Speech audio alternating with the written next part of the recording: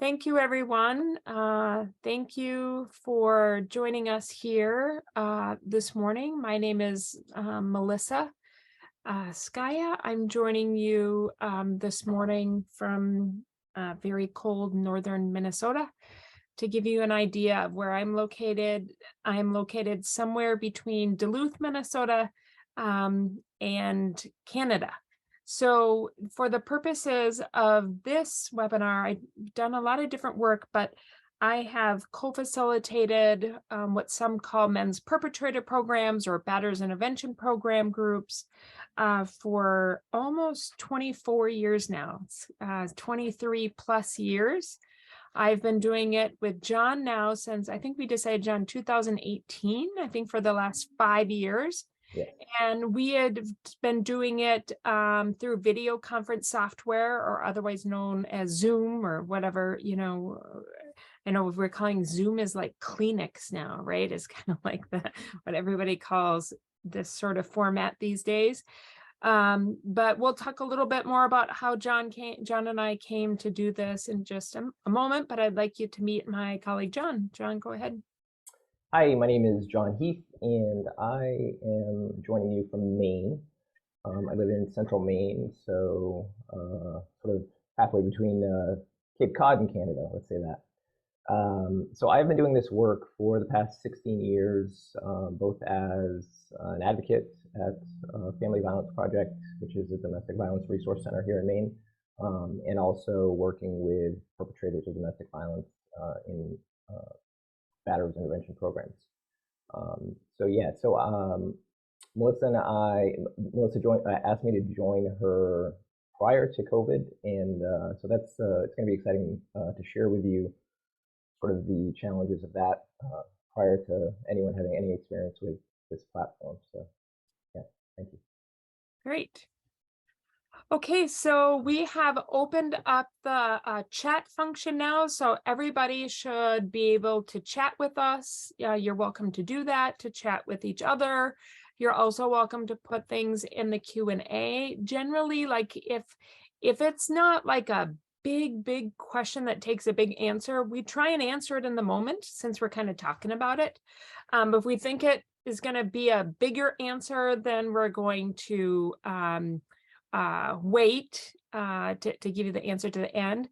We would love to hear where you're joining us from. So we'd love for you to be able to put that in the chat to say, Kate, I see you said you're joining us from where? Where are you joining us from? We'd love to know that. That would be great. And for others. So feel free to go ahead and do that. So we just want to tell you that part of what we're sharing with you is research we did about how to use technology to reach survivors and offenders in rural areas. The big theme of the Commission of Status on Women, of course, is about the use of technology to advance efforts to address violence against women and girls, prevention and intervention efforts. We did some research on this, so we're going to share our research, and then we're also going to share with you as well just some examples from our practice that we've done. So we started this, John and I, as he mentioned, we're both from rural areas, right, John?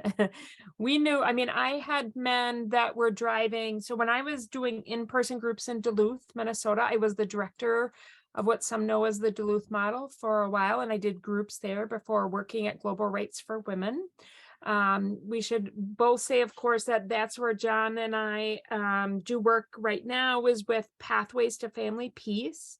So Pathways to Family Peace is the local program of Global Rights for Women. So Global Rights for Women does international training and technical assistance, but we have a local service program here in the US that does Batterers Intervention Program exclusively through online, but at Pathways to Family Peace. But before doing that, John and I were both, John still does in-person groups. I don't, I'm still just doing it this way, but I know, John, I had men driving I think 90 to 100 minutes one way in some cases. How about for you?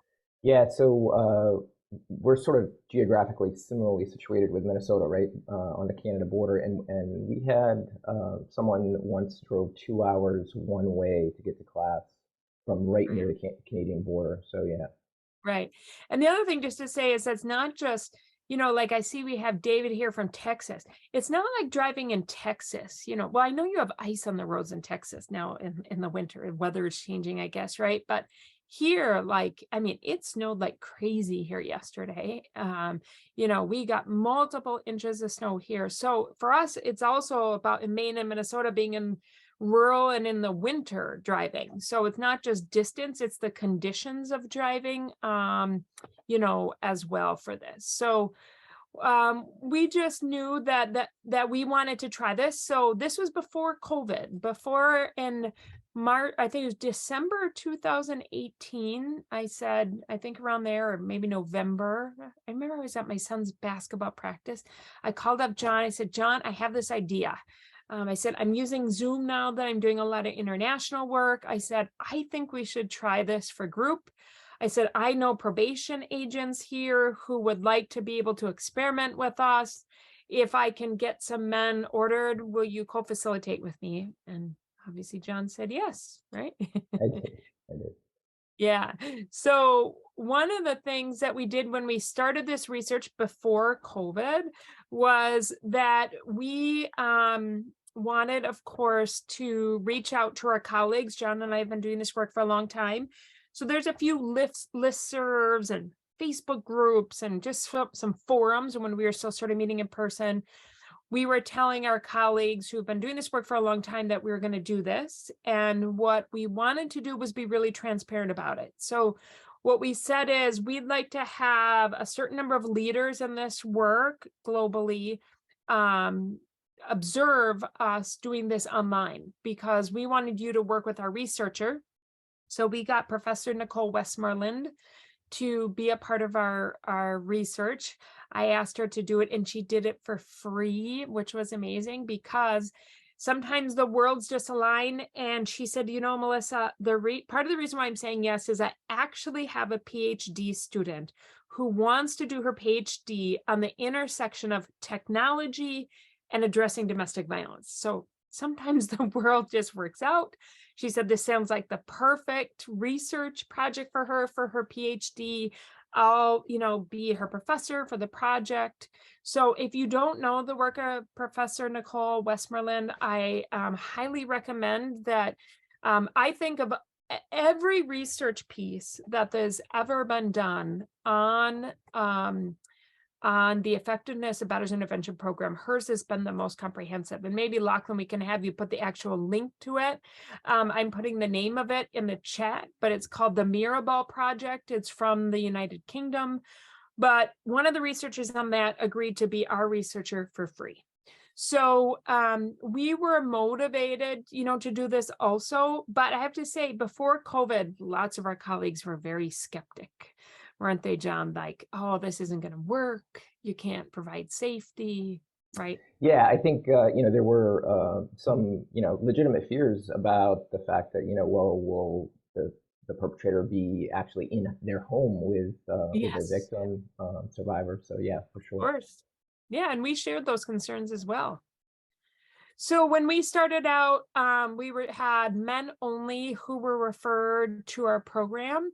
This is just an example of during our research phase, just kind of gives you an overall picture about who was sent to our program. You can see it was mostly court-ordered participants who were sent to us.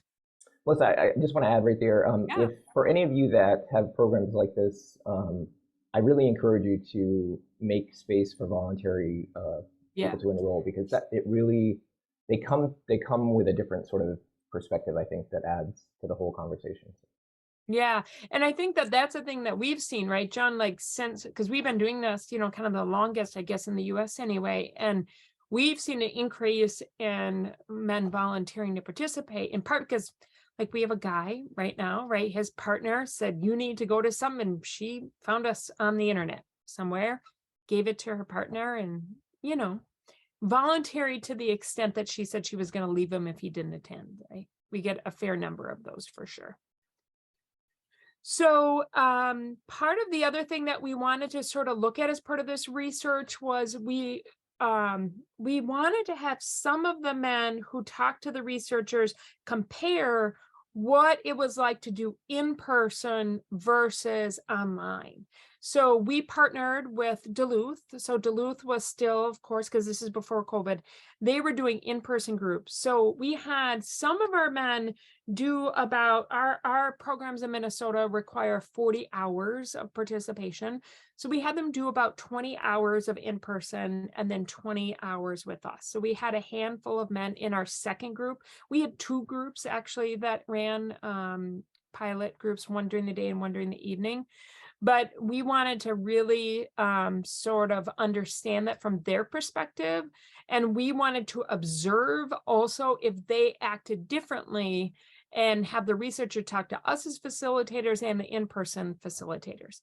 You can see from our pilot phase that 20% of the men currently lived with the victim or another partner as well. So just in terms of what we knew, this is just some information, what we knew about the men who came to us.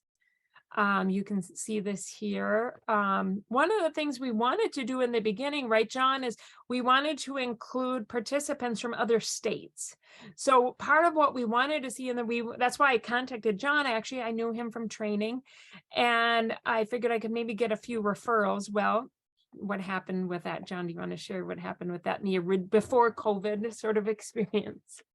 Yeah, so we have a really strong statute and sort of governance around programs like ours here in Maine, and it really would have required like a legislative process to be able to send people from Maine to an out-of-state program. So that didn't happen at that time. So. Yeah, and then we also had some strong partners in Texas actually as well. And they ran into the same thing, is that they actually had a meeting about it, I was told, where they kind of discussed it at the state level. They went through what they thought were the pros and cons of doing it. And just like we did right before we did this research, and they decided that they did not want to send men to this. So most of the men for the research phase ended up being from Minnesota, even though that's not what we wanted to end up happening. Well, so I would just encourage people to, if you don't routinely, find out, how many children are living with the person in your group, or how many children they have, how many children they have with their partner or with the victim. That's really important information, primarily because what we found is impact to children is an incredible motivator for change for guys in classes. So. Yeah. And the other piece about the two, John, is we also count children that men live with, right? So not just Yes. children their biological parents too, but we find that a lot of our guys also have new partners who have children that they live with. So for the research design part of this work, this was an exploratory research to examine the challenges and opportunities associated with a pilot online program in Minnesota for court-mandated men. So one thing that's important to know, and Professor Nicole Westmoreland and Rosie Bellini, our PhD candidate, always remind you to say here, we were not, the research design did not, for this phase, did not look at the outcome of this for survivors, right? So we did have contact with survivors, we did make attempts, but that's other work that the professor is doing now. But just to know that this is the scope of this research. We started in January 2019. We had planned to end around January 2020. We ended up ending February 2020, and then COVID happened. Who would have known, right, that all of that would have happened? But we wanted to investigate a live online men's behavior change program. So the other thing about ours that other online programs are, they'll be more like a course where it's like a question and answer and watch a video and you do it on your own. That's not a part of ours at all. We wanted to replicate as much of the in-person experience through the online experience. So that's why we say a live online men's behavior change. I also just want to say, I know there are a lot of court-ordered classes online. My professional opinion is I'd like to see any studies that say that they are just as effective as live, programs. I haven't seen such a study, and I've looked into a number of those programs because we get asked about those many times. So this just says a little bit about for what the researchers looked at. So the researchers, we did 27 sessions and they observed 25 of them. So many more than we actually even thought they were going to observe. They were not recorded. We didn't want to ask the men to record those sessions. So that's why we asked the researchers to observe them. We had myself and John, and then we had two other facilitators who did an online men's program with the research in the evening. John and I did the day program. And then we had those program observers, which we said were 12 people from around the world who we kind of considered leaders in this work. And then we also had individual interviews with perpetrators who were enrolled in the program by the researchers did those interviews. We did not do that. So we kind of mentioned this already, that we did not investigate the experiences of partners or ex-partners as a result of these groups. But what we did do before starting this is that we did interview 7 battered women before starting the process to get their input. So part of a lot of people, when they hear the Duluth model approach, they think that's just the Duluth men's curriculum. It's actually not what the Duluth model is. The Duluth model, the core premise and principle of that is anytime you want to think about changing an intervention or developing intervention, you should always start with the lived experience of survivors. And so that's what we did. I did 14 hours of interview time with survivors on the phone, in person, and through video conference about what I wanted to know from them. Should we do this? Why should we do this? What was important to them? What should we be thinking about if they lived with their partners, if they didn't? And as we mentioned before, Professor Nicole Westmoreland is now doing research with victim organizations about these groups and with survivors. So that's the next phase. And Melissa, if you think about it, not finding out the lived experience, not spending time hearing survivor voices, really is, and sort of believing that you know sort of what's best. It's the same thinking of men who perpetrate domestic violence. They know best. Yeah. Yeah. Yeah. So this is just, we kind of mentioned this, I think, a little bit, but just know for our program, 27 sessions, 90 minutes at a time. There's no breaks. They couldn't have more than 3 absences. And the other big thing is the men had the option to participate in this research. So the way it worked is the probation officers met with them, and then the probation officer said, you have the option to go to the in-person groups that are happening here, or you could, if you want to, you could be a part of this research. So no man was told by the court or anyone else. They were given the option to participate in our groups. The other big piece, I think, is that for the research implementation is that we also, a big part of our response in Minnesota and part of the Duluth model is that, we don't think of men's behavior change programs as, that all the weight should be on them to change men's violence towards women. We think of it as part of a coordinated community response. So we also wanted to talk to our local CCR partners as part of this. We wanted to get referrals from them. And then we wanted to try and make it as easy for them to refer people. So we did lots of things in the beginning. We created some fillable forms. Now I think we figured out the better technology part of it. But I remember, John, when we got our first intake and we got our first intake packet, and I gave you the link to it on the drive. And do you want to kind of just share what you thought about all the information that we receive in Minnesota that was different than your experience in Maine as part of a referral? I don't know if it's changed then. You're welcome to say that, but. Yeah, so I was just taken back by the amount of information.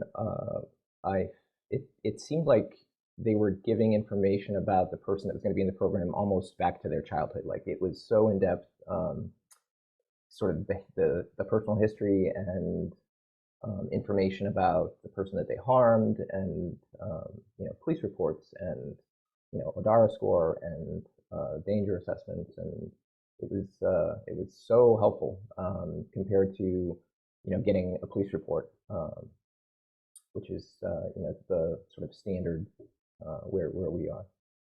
Yeah. So when a lot of people ask us, do you do a risk assessment as part of this? When the way that we think about risk is that it's done in multiple phases of the program. And one of the major phases done is part of the referral process right before to us, and all the information that we get, and us reaching out to survivors of the men who participate in our program. So one of the ways that we contact survivors of the men of the program is our staff make the content or the contact while the men are in group, right? So like Hunter, who's our program coordinator, if John and I are doing group, and we're going to do it right after this, by the way, this morning, she can see who's logged in, like in a live sort of way. And if she wants to make contact with any of their partners, she would do it while they're in group. It's one of the ways that we try and create some level of sort of safety barrier for contacting survivors of the men in our program. So in terms of what were the curriculum that we used as part of this, I saw that there was a question in the chat as well about, can you address curriculum effectiveness versus virtual modality effectiveness? So the curriculum that we used comes from the Duluth model, creating a process of change for men who batter, and then addressing fatherhood with men who batter. I was a co-author on that, which is an addendum to the Duluth curriculum to look specifically at the role of parenting for men who batter. And then we also believe in a philosophical approach of co-facilitation of a man and a woman. My experience is that what I would say just to this question is that if you had weaknesses or strengths in-person facilitating, they're going to be exacerbated by going online. They're not going to be solved. Like in terms of like your co-facilitation or your modality, right, John? I mean, like one of the things we kind of figured out is we had never facilitated together in person, right? So it took us a while, like to Sure. have a rhythm where I think it probably would have gone, maybe a little different or faster had we done that in person. But do you want to say also a little bit about the co-facilitation aspect? Yeah, first I wanted to say, in terms of the curriculum, it's my belief that unless the curriculum is rooted in sort of survivor experience, and it's sort of founded on having dialogue and getting to people's thinking, it's going to be really boring for participants to sit there and listen to sort of what Paulo Freire calls a banking style of education, where you have all this information and you just need to download it to the participants and they just need to absorb it and then they're fixed. Like that will be really boring in this format online. Yeah. Jen, do you also want to talk a little bit about, I know that you went through a change of a process of curriculum, and kind of a little bit about your experience with that? Yeah, so originally when I started this work, our program here was... Don't say which one, though. Let's not say which Yeah, one. our program was Okay. using a curriculum that really was sort of a collection of like wisdom that we wanted the men to know, and this information would change their life and change their behaviors. And then I was introduced to the Duluth curriculum. Melissa and Scott Miller came to Maine, and it just was such a natural way of learning as an adult, and it facilitated such a different experience. What I recognized right away is in the previous way of doing this sort of banking education, there was an element of hierarchy, like we were in charge, and these men sort of knew less than us, and they needed to know what we know, and they needed to behave, and it turned it into us modeling partnership and equality with the men in class, and that's what we wanted them to take away. So why wouldn't we be modeling that? Yeah. You want to say something too about the list making, or kind of like about the power and control language? Remember that? About Yes. So NIS, yeah. sure. So part of that style of curriculum, we would very much pay attention to words they were using. You know, there were certain forbidden words, um, like she and her, or my wife. You know, it was very rigid. We would, verbally, like, instantly challenge and interrupt the men in class for doing that. That was sort of the way, the standard of operating. And each week, they also had to recite their police report right at the beginning of class. So sort of we were focused, the entire uh, program time, we were really focused to that sort of one event. And what I realized after listening to Scott and Melissa train on the Duluth curriculum is that we were missing like years of time when they were abusive. That was not even coming into the dialogue of the class because we were so focused on that one event that was on the police report. So yeah, so Yeah. And then I also, John had invited me to observe their group in Maine. And one of the questions I asked John when I was done, I just said, John observed, I said, Johnny, it was really fascinating to me that the men in your class have so much of the language of the power and control wheel and the equality wheel. Tell me how that came to be. And John, you said, I said, because we tell them what to say. right, exactly. You were making them sort of, yeah. Yeah. So I think it's also an example of that, if the style of facilitation is a lecture, I think that if, that's going to exacerbate this, right?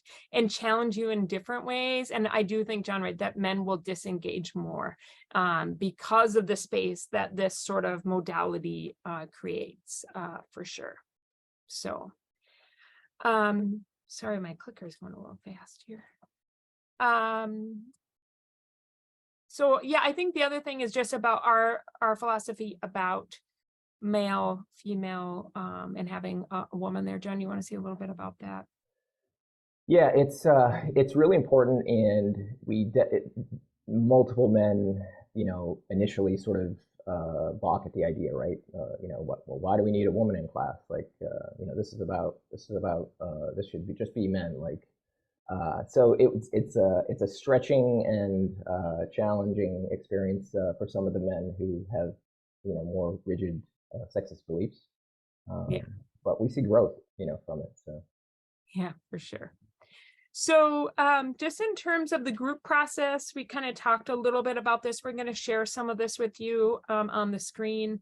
I think John kind of explained, the approach that we take in our facilitation. This just shows you a few examples of that. But John, do you want to just talk a little bit about what we have here on the screen and just kind of not read it to them, but kind of say this is like how this plays out also differently doing this through video conference technology? Yep. So this is a control log, which is from the Duluth curriculum, and it allows you to sort of organize the men's actions, intents, beliefs, and it does it in a way that it allows for sort of self-reflection and critical thinking to happen in the program. So this is an example of a class that we did where men were sort of describing the actions of an abusive incident where they used intimidation in the process. And the way that we do these logs is we just share screen, use a word software, and we just sort of live. We're typing as they're sort of sharing their experience, and it really works well. Yeah, and one of the things that we tried to do, now when John and I co-facilitate, I'm the typer just because I think I'm a faster typer than John, but maybe one day we'll have a little race. But she says I look down at the keyboard too. He does. I can type without looking down. I've mastered that skill in life, I guess. But one of the things though too, we also try that you'll see is that we also don't summarize what the men say. We try and take their So I'm like literally trying to type as they're talking, because part of the philosophy, and I think what's a benefit of this technology, is that we believe that part of what's important is for the men to see their world before them, right? And so they're not seeing mine and John's word on the screen about what they did to their partner. They're seeing their lived experience on the screen. And in exit interviews and part of the research, men have said that it really affected them. And in fact, we've also had some men say to us, so you've asked me this question, I know what I did, but it's going to be really hard for me to see it on the screen because I know you're going to type it. And so the question we would say to them then is, tell me about why it's hard for you, right? To talk about this, to see it there. And we've had a lot of men tell us in our perpetrator program that it's hard for me to admit I've done this to my partner. And I know this is a safe place to do it, but it's still hard to do that. I think the other part, the other thing that it creates is abuse is done in isolation. Survivors experience isolation. The perpetrators of violence are not getting input from anyone else. Their thoughts are what rule them, right? And so their perspective, they think, is the correct one. And so this, we've had multiple times where guys will sort of share what their belief is, and as soon as they say it out loud for the first time ever in their life, right, they go, I can't even, like, just hearing myself say that out loud, like, it makes no sense that I think that, like, so that experience really is important. Yeah. Yeah. So do you want to talk a little bit, John, about some of the beliefs on here and our philosophy about that? Sure. So this first one was this person was violent with his partner when she was trying to give him feedback about he's working too much, not spending time with family, and so sort of his belief as he sort of reflected on it that he used to justify his violence was, we're surviving because of this job. She should understand that I'm trying to survive and support my family. I pay for everything with that job, and she should be grateful that she has a roof over her head because of me. She should know when I'm right, and I shouldn't have to explain myself. And this particular person had a real strong idea about right and wrong. And he said, I'm not going to even get into an argument unless I know I'm right. So essentially, how his partner experienced that was, anytime she disagrees with him, she's wrong. So. Yeah. Right. And so if through our experience, this is a common belief that a lot of the men in a program have is, I just think I'm right about a lot of things and she's not, right? And what they're doing is they're taking that thinking and imposing it through physical violence. That's how strongly attached they are to their thinking. So part of our work with them then is to show what's the effect of thinking this way, right? So there's a few examples here on when we ask the men, what's the effect of your violence on you? That's one of the questions we ask them. I want to say a little bit about one example here. Sure. One of the men, sort of number 2 here, he had intimidated and been violent with his wife and son, who's a little bit older. Anyway, he said, I blamed myself for not being man enough to control the situation with my wife and son, and I was ashamed and embarrassed about my arrest. So his sort of experience of the effect on him was very much sort of that, through that lens of patriarchy about what it means to be a man, in charge, in control. Yeah. And then, of course, a big part of what we have the men sort of look at and examine is what's the effect of when you're violent or abusive on her. Right now, a lot of men don't want to think about this. They avoid thinking about this, but this is a big part of our process, is having them reflect on this. I think there's an example here. One guy said she was quiet for days. The impact of calling my partner's names is she feels belittled, demeaned, makes her feel like she's actually the things I call her. I made her feel sad, feel useless, believe she was less important than me. So that was so this is what one of the men said in the group. And then do you want to say a little bit, John, about the about children? We don't have a thing on here, but just say a little bit also about how we think about children. Yep. Oftentimes the men will sort of reflect just it's almost like a standard across the board belief from people that I've been doing this for 16 years. Everyone believes that the argument or the abuse that they inflicted took place in the upper room of the tallest castle, and the children were quietly asleep, sort of in the basement, and heard nothing. And so it's really important for us to sort of push back. And one real sort of gentle way of doing it is just to say, did anybody in class here ever, get scared hearing their dad yelling as a kid? And almost 100% of the people in our program have experienced childhood domestic violence, and so their hand goes up, and instantly, they recognize, like, okay, yeah, my dad thought I was asleep too. So. Yeah. And then this is just a last example of part of what, our logging process does. Is a big part, of course, this process is that we have this thinking that in order to stop being violent, you have to change your belief system that led you to justify the violence. So these are some examples that of sort of some change thinking that men would have to have in order to stop being violent and abusive to their partners. I think just to think about this in terms of the role of technology and this sort of big event that's happening at the Commission on Status of Women is one of the benefits of doing group this way is that we're able to capture it in a way, right? So we put it in this document. We don't really edit it much. We kind of just save it into a PDF. We keep it for ourselves as facilitators, so it helps us look back.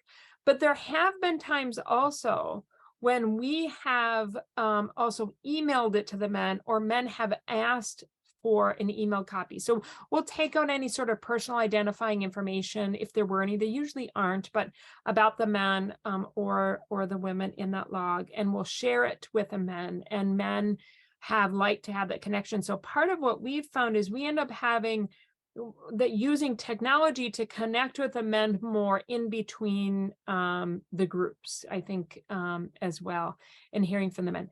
One of the things we've learned is, though, make sure that the email address that the man has is his.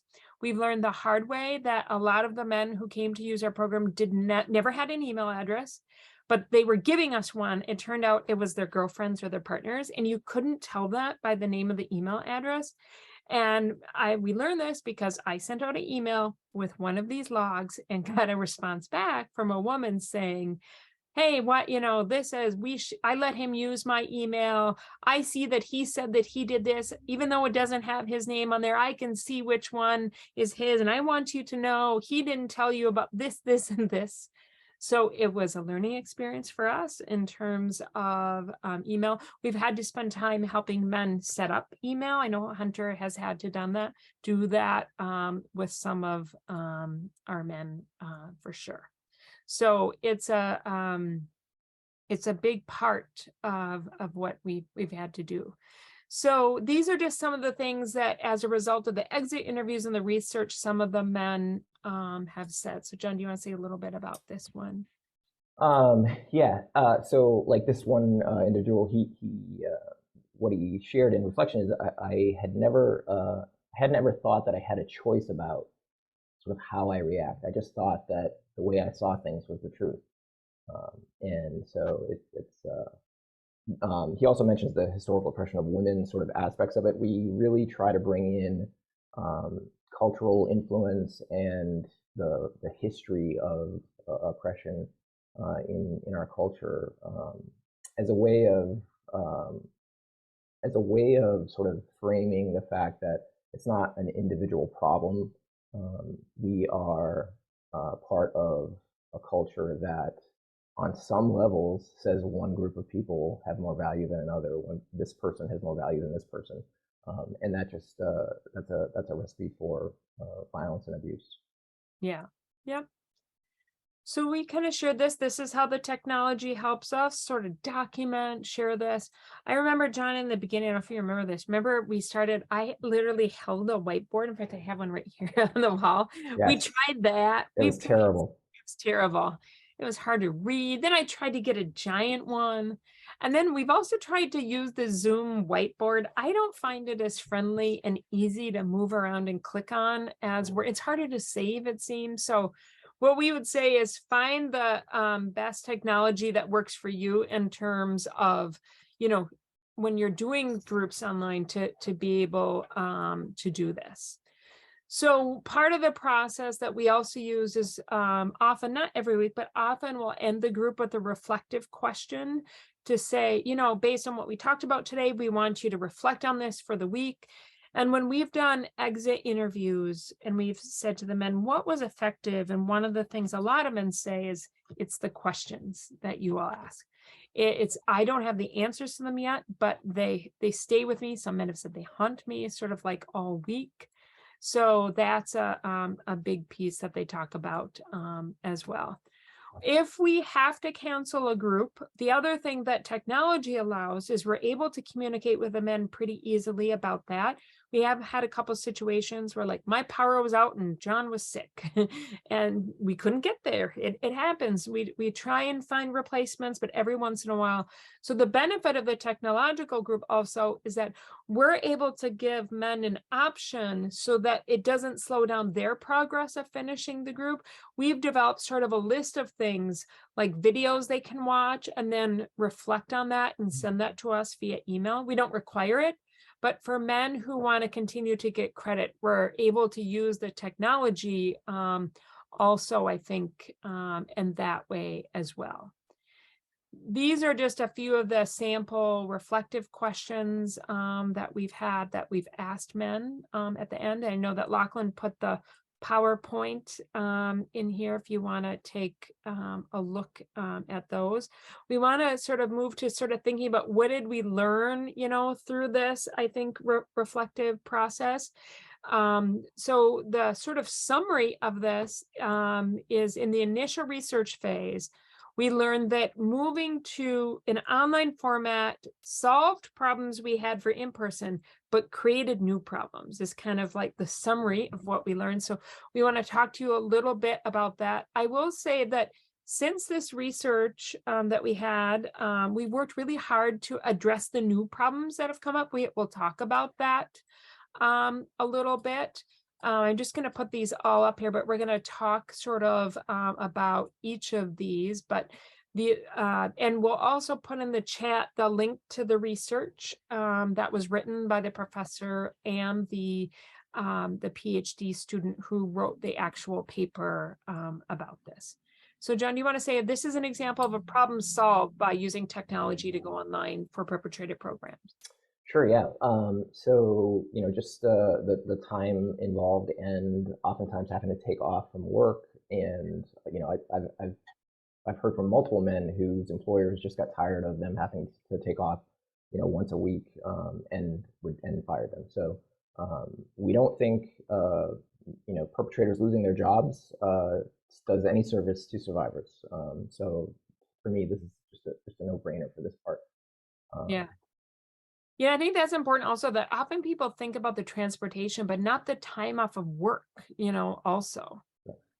Yeah, that takes. And there's been many instances with in-person groups where I look outside and I see the survivor sitting in the car because he lost his license and she has to drive him everywhere he needs to go. So yes, right. Somehow that doesn't feel like justice either. Right. Yeah. Yeah. I know, like in Minnesota is one of those states where if you don't pay your child support, you lose your driver's license. Yeah. I don't just doesn't intuitively make sense to me, but it is, right? So to that point, right, there's that. The other thing is we had a couple of men who did international work, right? So the probation officers also love this option for men who traveled for work a lot, who traveled in the US, who traveled internationally. We had one man, he connected from Colombia, a couple different countries. When he was traveling, he worked for international. corporation, and he the expectation is that he would do this, as well.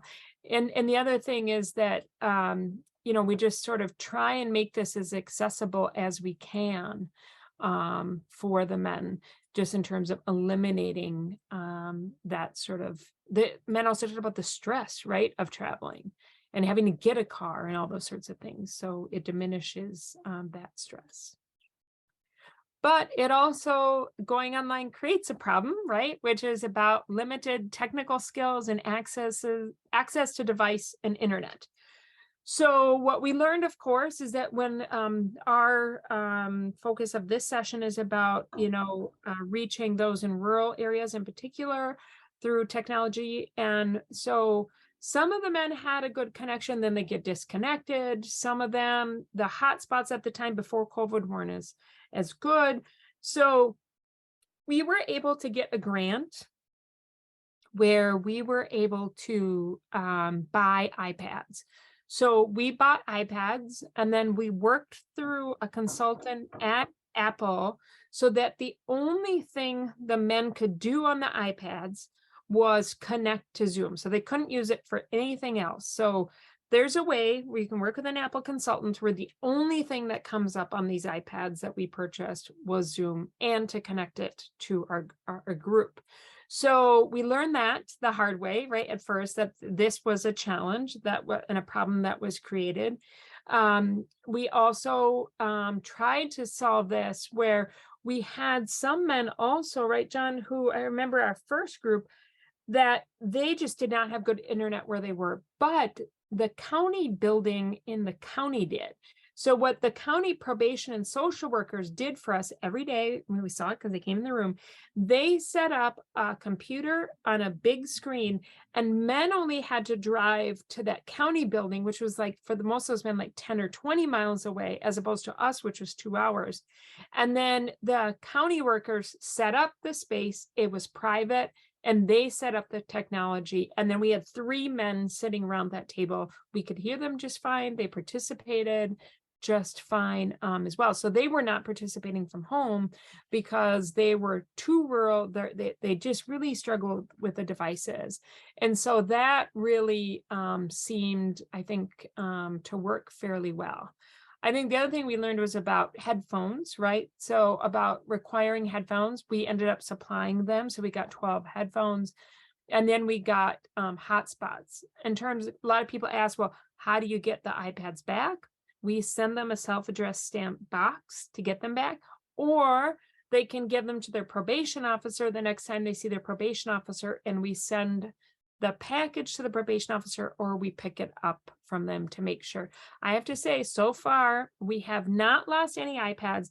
We have had one damaged, which we knew would happen, but we bought insurance on it. It's bound to happen. We weren't going to charge the man for the iPad that got, I think like it cracked. This entire screen like got crushed.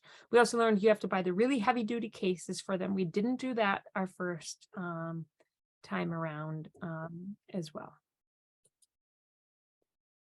And we have sort of control of the iPads too. The way that iPads function, you can limit whatever functions you want it to have. And so for these, it's just they can only log into class. That's the only option. Yeah, so we dealt with a lot of those things in the beginning. I think that one of the benefits, if we can name any benefits of COVID, is people got used to, sort of connecting in this way. So that also helped our group process. But that we did this before COVID.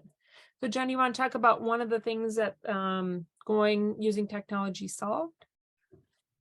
Yep. So we sort of discovered along the way the number of men that really had a better experience with the online classes versus in person, and they were sharing, that it was, really intimidating, and they always experienced like a lot of negative energy from other guys in physical in-person groups, and that this sort of being in their own space just allowed them to really, what they were saying without saying it is to be vulnerable, to actually share without having this sort of wall up of defense. Yeah, and I would say like, John, this was one of the things too, where we didn't expect this, right? This Right. wasn't like a motivation to go into this. It was a bit of a surprise for us.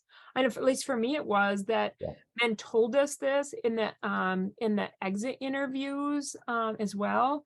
Some of the men as part of the research and our exit interviews, I remember one guy said, it's a big difference of being able to sit in my lazy boy chair, which is my comfort space, in my living room with my laptop on my lap versus in a space with the other men. He just said, I just found myself sharing just so much more in this.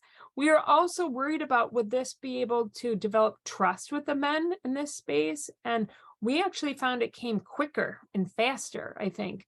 And because men had less resistance than in coming together in person. We also found that they shared a lot more, particularly about their own past trauma histories than I have found doing in person, because they felt so comfortable in their own physical space. Yeah. So these are just a few quotes from the men about that came from the exit. Do you want to share any of these, John? Yeah. Yeah, so one person, he said, class made me think about like my history, sort of my pattern of behavior, and that I had this my way or the highway thinking, regardless of my partner's needs. So that was like a realization. Another guy, which is a really common experience, I would say, is that um, guys will say, well, it really hit me hard because I saw myself in that guy's story, or if we share a vignette from the curriculum, that was me. That sort of like experience is really powerful for guys. Yeah, for sure. Yeah, I just think it was just really fascinating just to kind of learn all this, I think, from the men as part of their exit interviews as well. And John, I know you took these from some of the exit interviews. Want to share another one of these? Yep. Yeah, so we definitely see sort of patterns of economic abuse, and so this person says, in the past I always thought about the fact that I bring money to the table, and I'm justified doing whatever I want because of that. And he said, he was honest and said, for me, this is still a work in progress. He said it's like weight loss. You don't get to just wake up one day, go for a run, and everything is okay after that. It's about a process, he said, that I need to take on every day. He said, I think every boy who becomes a man should have to go through this class. Yeah. Yep. Yeah, I think that one of the things, John, that's also a question in the chat that I'd like you just to sort of think about, because it's related to this thing about less resistance, and the question is about resistance. And I was thinking about this while you're talking too, is that so the question is that this person co-facilitates, they want it to be a man and woman, they participate, but it works well. But currently they lost 2 male co-facilitators. So the makeup of their classes are facilitated by 2 women. And then they're finding that the dynamic is definitely different, and they're getting a lot more resistance from men in class. How do you recommend dealing with that when the labor laws don't allow us to only advertise job postings for men only? So one of the benefits, I have to say, for me, a major benefit of doing group this way is you're able to draw from facilitators, not just in the, around the country, but around the world.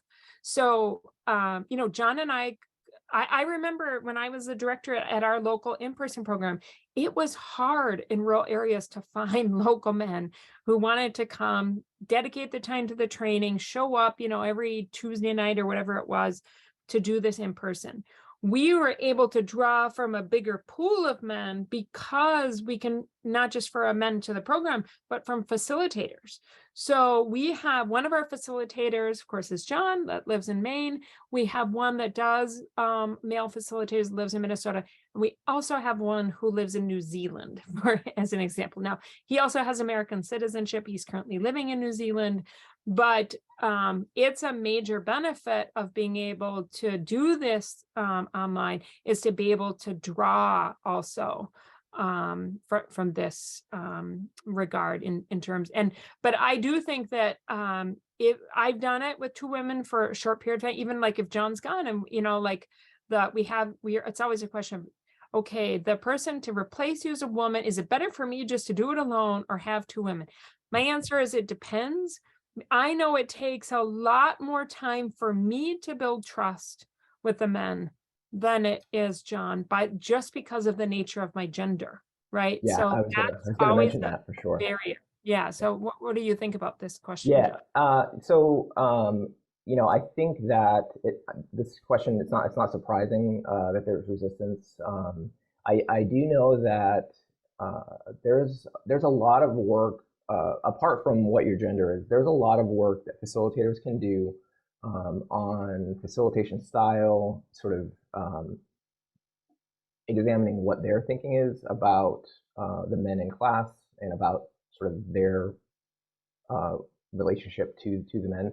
I think we can all sort of steadily improve and work on um, facilitating conversations and dialogue in a way that it really minimizes resistance. I find that doing class the old way that I used to, there was always resistance. There was always this resistance from the men because we were forcing our ideas on them. We were using power and control and saying, this is, essentially this is your punishment for doing what you did, and you just need to accept it. And so it's definitely challenging. Lots of men carry with them really sexist beliefs, and yeah, I don't know if I have an answer, but I know that it can be improved for sure, even if it's two women doing the group. Yeah. So I think, John, for the sake of time, we should maybe just move to a few of the others, if that's okay. I know Sure. these are on the PowerPoint, and John put these here as a way for us to document and for you to know about what some of the men have said. We can come back to some of these Yeah. as well. But John actually went to our exit interviews and pulled these right off of there. So you can sort of learn about how men talked about this as a part of this situation. So I think that the other thing we want to say is a problem that was created was that it was hard for a lot of men to find a private place to participate in group. I think as the Zoom world has gone on, this has gotten better for sure. We've communicated more clearly about what we mean by this, but one of the risks, of course, of doing it this way is we have had situations for sure where I remember we were doing a group of this one man, John, and his dad decided just to pop over, and his Yeah. dad does not knock before he comes in. And we all saw his dad pop in the house and say, "Hey, Aaron, how you doing? Oh, you're doing something here." And we all saw dad saw everybody. So there is a risk that can happen. I just quickly shut off all the videos of all the men to create some level of privacy, muted everyone quickly until he got his dad out of the room. We also found out from one man that his partner had come home from work early and he didn't hear her come home, and he thought she was gone then, and she listened at the door. So the door was closed. He had a private space, but she did listen in. So we have had that for sure, that finding a private place for some men can be a real challenge. But we said that you have to have privacy in sight and sound, right? That it's the men's responsibility sort of to create that space. And in terms of how we respond, Melissa, like for instance, if if they're not in a private space and suddenly we're aware that somebody's there, so obviously we want to protect the group's privacy. That's part of the program agreement that they sign. Everyone understands that, right? Yeah.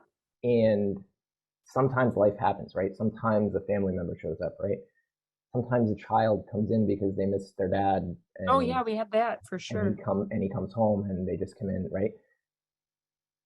We cannot respond in a way that is punitive or judgmental because that guy's family will pay the price. I can promise you that. There is no sort of punishment stopping with him.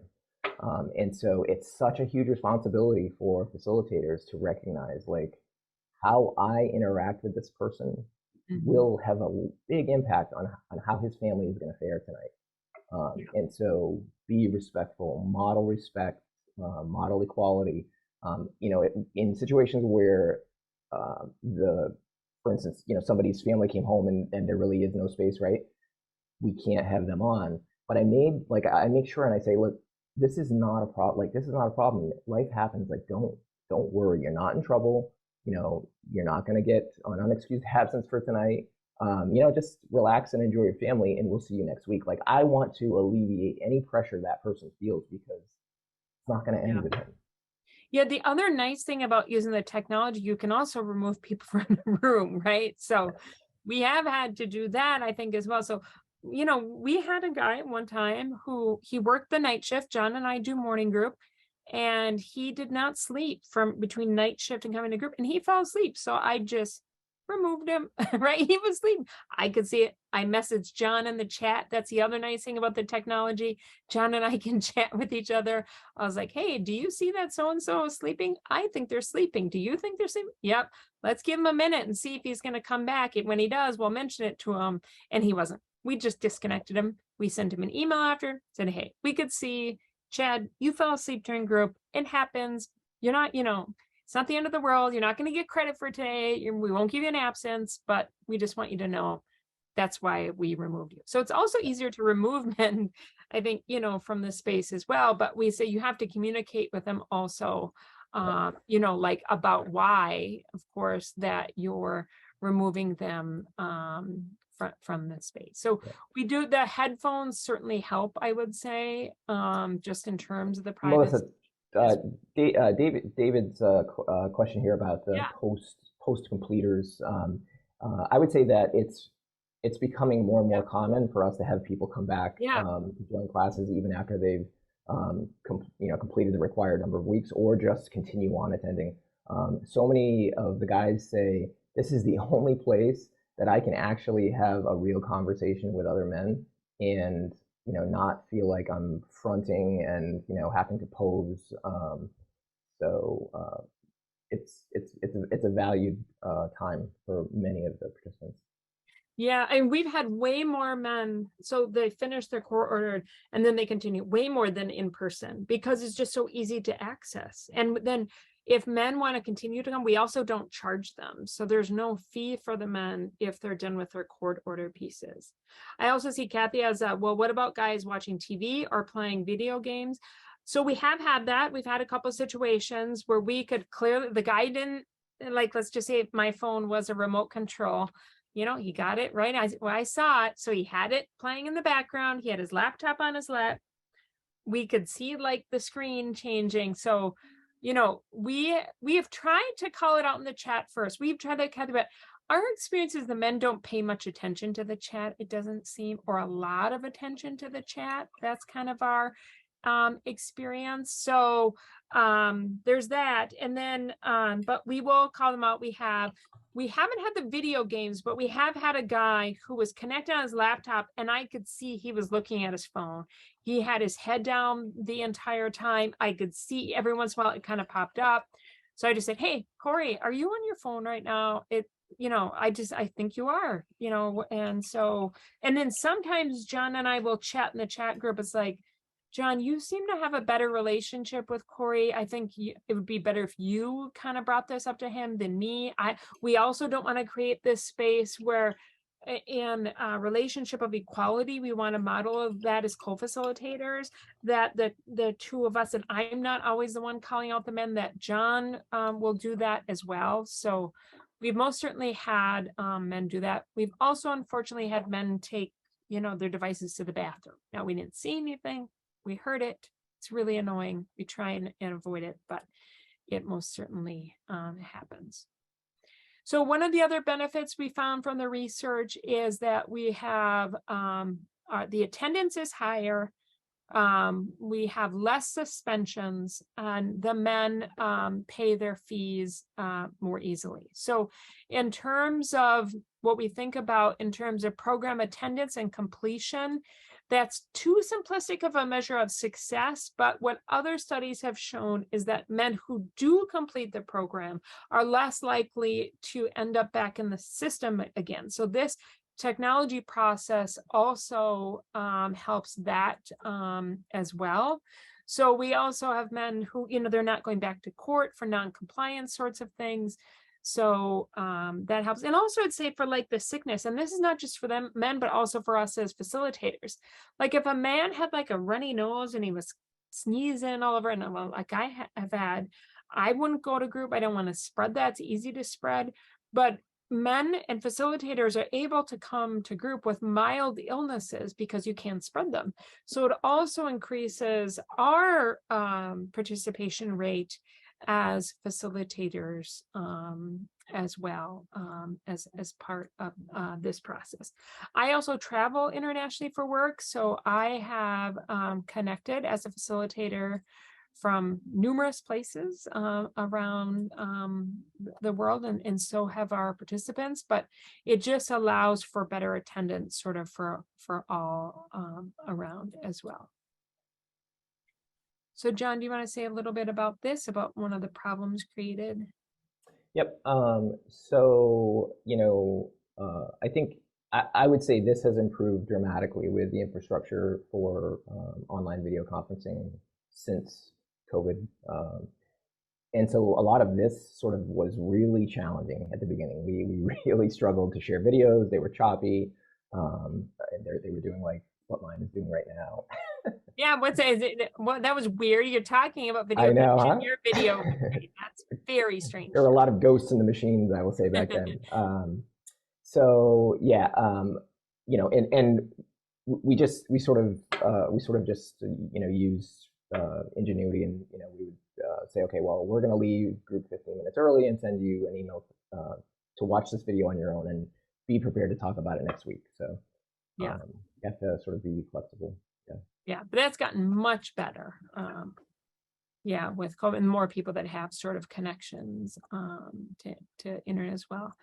I think in the beginning too, one of the things that are during the research phase that the sort of the people who observed our group and the researchers found was that the men were communicating with us more, but less with each other until we figured out as facilitators how to make that happen. So one of the things about in-person groups, of course, you have that chit chat time before a group. Well, we have opened it up early. We have find guys who are, just kind of chit chatting before we sort of officially get started, but you get more of the connection, I think, sometimes with that. So sometimes we have to build that in, or we have to develop exercises where the men, right, are asked to talk with each other so that this doesn't happen. I think this has gotten better as we've gotten better at facilitating in this medium, but for sure in the beginning, it was something that we observed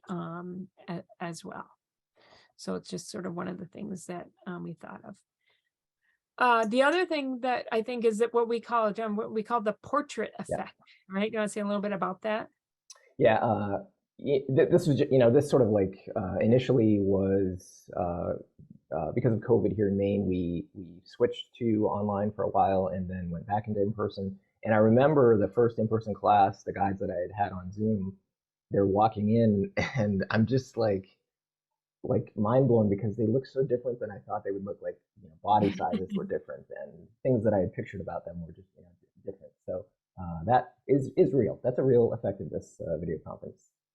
Yeah, and it's also just like, and when we're talking about like intimidation, it is helpful to know like the full size of a man, and how he can use his body also to cause intimidation with his partner, for sure. So we also found that it was harder for men to hide because of this, so just kind of like how John and I are looking, we call this the portrait effect, because you see this like portrait like picture of us, that we found it easier for men to hide in-person groups, that it was more natural for them to kind of keep their head down the entire time. Like if I talk to you the entire time kind of like this, it would be kind of strange. And we find that happens more in-person groups. Yeah. than it does in this format. We also found a reduction in juvenile and rude behavior from men. We've kind of found that overall, sort of like, we in in-person group, like there'd be times where we'd say something and a guy would be like, hey, like kind of whisper to the guy next to him or kind of poke fun maybe at something that we had said. So we don't, it's not as easy to do here, of course, but we see a lot less of that in this format as well. Dramatically. I think we were surprised by that. Yeah. Yeah. And we didn't kind of know what was going to happen, I think, with that. So I think we kind of talked about the Yeah, we did. initial sort of uphill challenge of this, but John and I use the chat function a lot in order to talk with each other. We talked a little about this, I think, at the beginning, but and we're happy to share some of the forms and things that we use. You can find them on our website. I'll put our program's website right here. So that you can take a look. We have some of the forms right on there that you can take a look at, that if they want to refer someone or if the men want to come to the program, about how they sort of get into the program. So that's a really important piece. We do want to talk about, before we give some more time for question and answer, about the risks. We certainly acknowledge that there are risks.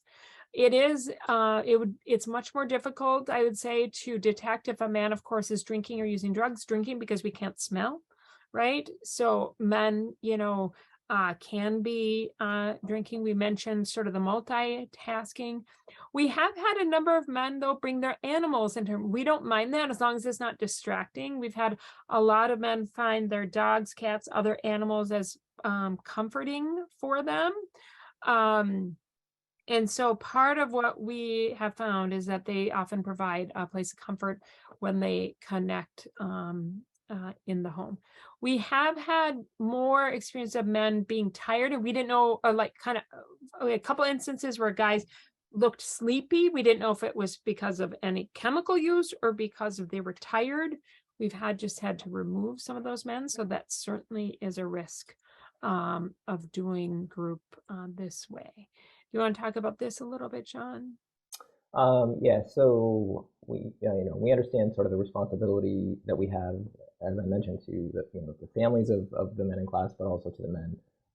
So I would say very rarely people will sort of have a strong emotional response during group. Occasionally it happens just as they're sort of reflecting on something. But we have their contact information, and if they, for instance, just disconnect, then we are going to get in touch with them. If we need to, we'll get in touch with their referral agent, probation.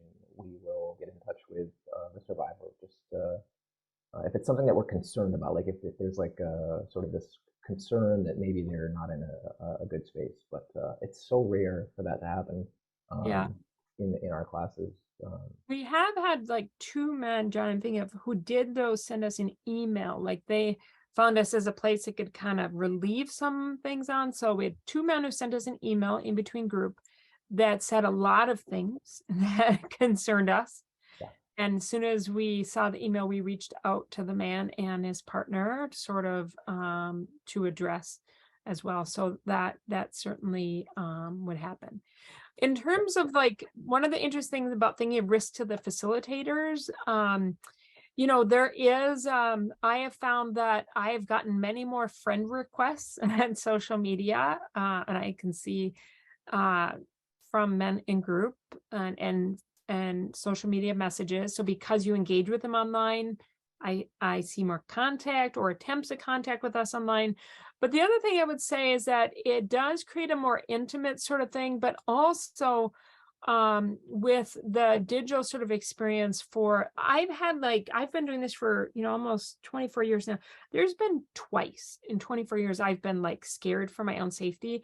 The one thing about doing it this way, I've never felt that way, even where like I feel like a man is like raised his voice, because we have this space different. It's a less risky for the facilitators also.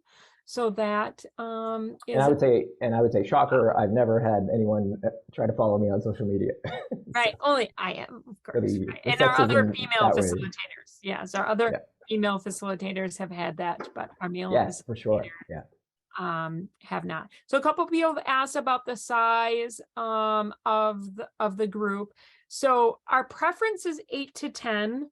So our in-person groups are bigger, so it does take more resources. It's much more difficult to engage with larger groups of men online. That's our experience. Other people might have a different opinion or experience about that.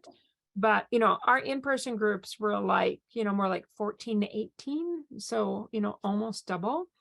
We also had a lot of challenges in the beginning about how to collect fees electronically. We've kind of figured that out now, but now we have a little challenge of what system we're going to use, but you do have to figure that out if you charge a fee for groups. So we've That learned is a that. huge, I would just say that's a huge benefit to facilitators who no longer have to be sort of collections agents every week in Yes. in-person class. Yeah. Don't have to deal with any of that. I'm taking money and writing receipts. So that's a great benefit for us. We've mentioned some of these things as well about the, being fully clothed, don't take it to the bathroom, things just we've learned from doing this. We do think also, though, there's great potential across borders to have groups through online for culturally specific groups. So, for example, in our region, if we had a man who was in a gay or queer relationship and who committed domestic violence, we don't have enough men who are gay or queer to form a group just for them. But there has been some momentum to try and do this online so that we have more culturally specific groups as an example, as an option, like just in the US or like across the state. So we see there's lots of potential for that, also for participants who English is a second language as well. So this is the research. I'm going to put that in the chat in just a second, and a couple of things. And Lachlan, if you want to put some of the other sort of links in there, but we want to just take the time to let you know, you're welcome to contact us. This is my contact information. I'll also put it in the chat. This is John's contact information. He'll put his email in the chat, and we'll put the link to the research. But we'd like maybe John just to take a minute to look at the chat and to look at why put this. Do you want to answer one of those while I put the link to the research in? Or when I see a question there about closed groups or something, I see. Yeah. Okay. So yeah, we have a rolling admission, and even here in Maine, sort of that's the policy. And what we find is that people that have a longer time in the group, more experience, it's good to have a balance between sort of brand new guys. I know that actually was one of the challenges that we had when we first started the VCS groups back in 2018 was we were getting a brand new group, guys that had never met each other, all at week one, and it's challenging because you don't have those different levels of experiences. What we found is that over time, certain participants were being more self-reflective, and they were really figuring things out, and so it sort of naturally did it on its own after a while. But initially, it was challenging to get a group dynamic going. Yeah, for sure. Yeah, so that's, I mean, but we prefer the open groups, Yeah. I think, for sure. Oh, you can't copy from the chat, huh? I wonder why. Lachlan, do you know why that is? I'm not immediately sure. I will check, but otherwise, I will, at the end of this, be placing my email in chat as well. And if you'd like some of those resources, I can make sure to send over some links.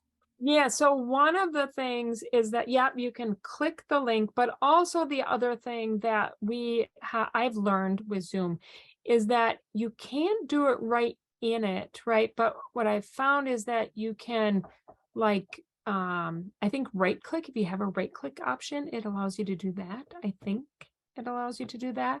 Or if I've also gone to like my browser, let's see. Yeah. So you can highlight it and then go to your browser and hit edit copy, maybe. Does that work? No, that doesn't work. Oh, you do right click copy. So you can highlight what's in the chat and then right click copy, and then that will work, it seems. So when I tried it, that seemed to work as well. Yep, or a screenshot. Yeah. So and I see another question in here, John.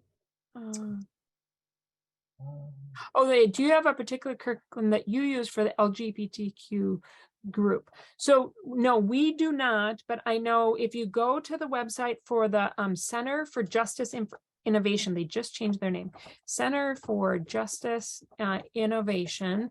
They, on their website, they have the list of curriculum for the LGBTQ plus community. I just saw an email come through actually on a listserv about that they do have access to who that resource would be for those sorts of groups. Our That must groups that must be fairly new. it is. I think I access, just yeah. saw it come through. Our groups are 90 minutes. We used to do 2 hours and take a break. We found that the break kind of really disrupted what we were doing as a part of our process. So we switched to 90 minutes. Minnesota is different than Maine in terms of what it requires in terms of total. We require a number of hours. I think in Maine, John, you require a number of sessions. So that's also, I think, Yeah, we have 90 minutes per week, but it's 48 weeks until completion. Yeah. Yeah. So the other question can you provide an overall overview where the stated BIPs offered virtually, more research. So a lot of communities, so like in the US, of course, went to online during COVID. Not as many stayed online as I thought or hoped they would when COVID sort of lessened, right? So what I found is, I think part of it is a lot of the facilitators wanted to go. I just saw some chatter about that on some listserv discussions. My experience in terms of breaking down barriers for participants to participate, that it makes it more accessible. I've also found a lot of states in the US also changed their state standards to now allow it. So that's good, right, as an option. So we see that that's happening in some states. So it's a mixed, I think, in terms of that. The research that's being done about it, the only person I know who's continuing that is Professor Nicole Westmoreland. She's at the University of Durham in the UK for it. We have found it's been easier to find grants and money for the technological aspects of doing a work than as opposed to the actual work, that a number of funders will give money for the technology around it. And then we wouldn't do this work locally here if our victim advocates weren't on board. So that's just part of our thinking about the Duluth model, is we wouldn't even do it unless they were.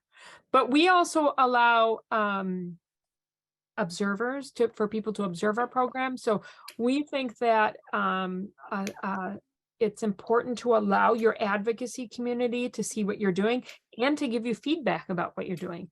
Who better to give you feedback about whether you're colluding, right, as facilitators, than those who work with survivors every day in and out. So we really encourage programs to allow access to domestic violence resource centers or domestic violence advocacy programs to give full access to your Batterers Intervention Program, whether you're online or you are in person.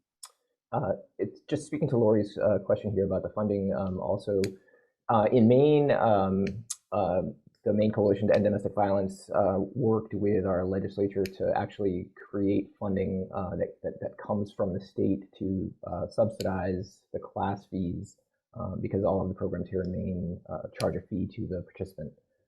And so this sort of person qualifies based on lack of income or low income or really large families. And so that has been a helpful way. So sometimes the legislature can be a really useful resource that way to reduce barriers. Yeah, well, Minnesota's been a leader in many things related to domestic violence. Funding BIPs has not been one of them, I just have to say. For the first time ever, the Minnesota legislature just provided some money. It was very little. We didn't get any. They only gave it to a couple programs. So we have had to rely on some fees. We do have a sliding scale for our fees. but we also rely heavily upon our donors. So the one amazing part of being a part of a larger organization like Global Rights for Women is we get a lot of private donations, and our private donors support this work. We couldn't do it without our private donors at Global Rights for Women for the support of Pathways to Family Peace. So I think that we're at the end of our time here together. So thank you, everyone. Lachlan, will follow up with you via email about some of these things, or you're welcome to contact us. Our email addresses are first initial, first name, last name, and then you can contact us at grwomen.org. So thank you for participating, your attention, and have a great rest of your day. Thank you all. Look forward to hearing from you.